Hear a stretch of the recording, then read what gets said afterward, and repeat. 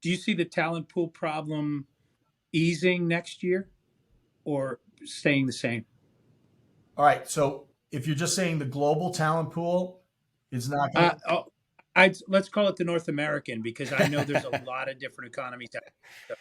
Yeah, but and again, that's we've got an election that's, as of tomorrow, we're all going to have a different outlook on the political climate, but the economy is. Inflation is real. It doesn't go away overnight. To your point, you don't push 6, 8, $10 trillion into the market and not pay for that. That doesn't resolve itself overnight. So, but do you see? I don't think there's going to be an enormous amount of new talent entering the market, but is the I don't know, maybe some of the people on the sidelines are going to have to come back because it's back to a two income world, no question about it. But do you just see the competitive nature and the frenetic pace of trying to fill positions easing in the next All 12 right. So I'm months? going to try to do my best non Michael McMahon answer to this because I can be so verbose. So these are, I'll give you 4 or 5 things that I think are a factor before I answer it. One is I never wanted my business to be political or politicized in any way, shape, or form. But we are in a time in our country and globally, so we're experiencing fundamental transformation, right? And fundamental transformation costs a lot of money, right? And in the process of fundamental transformation, I'll just pick one sector, energy. When you want to fundamentally trans change, transform energy use on the planet, you have to raise the price of the cheaper energy, which we all know, right? So if that's the case, then right now our neighbors, my neighbors, are going to experience one of the most expensive winters they've ever experienced in the United States. Yeah. So you just mentioned double income household. So there's going to be a mad scramble for a better job, more money, whatsoever. So there's another factor. The only way to bring down inflation is to lower unemployment. The only way to lower unemployment is to either fill the jobs, which we don't have people for, or decrease the number of jobs in the marketplace, right? So the only way you decrease the number of jobs in the marketplace is you plan for a quasi volatile recessionary period, and all the big companies on the planet lay off people and they actually try to do the same with less, right? And then the chain reaction will happen. This has happened before, but this is a very unique time. Well, and it's happening. Some of the sectors are happening now, right? That we're starting to see some of that now. Right. So if that happens, big business will slow the economy, and small business will be in that same space that I just told you about, which is, or that I shared, that I think we all agree on.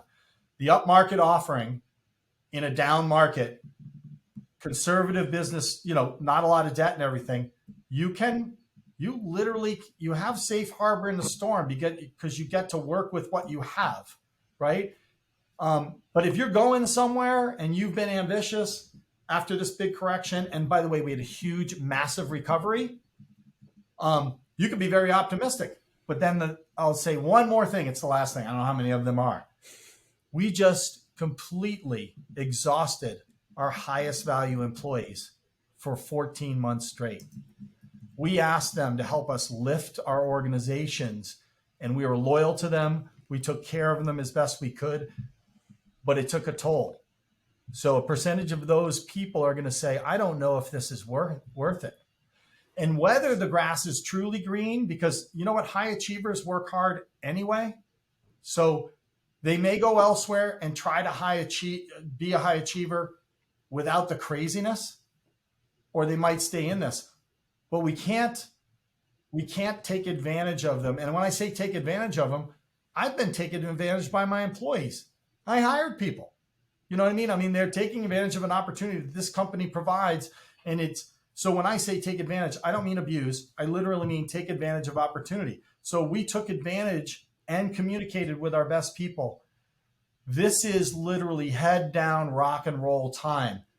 We're building back. This is how it is. And we were able to leverage that because they came from not having, right? The thing they never imagined was there was no job in this industry before. So now we're going to go into 2023, and that is my biggest concern. That's my biggest concern is how do I keep my best people from the burnout and exhaustion? Yeah, what is the next thing I say to them? And this is my belief, and I'm just going to share this again. I'm a small business owner. I don't know what to do. I just know that you need to do the next thing. And I'm going to tell each one of them, I see what you've done. I appreciate what you've done.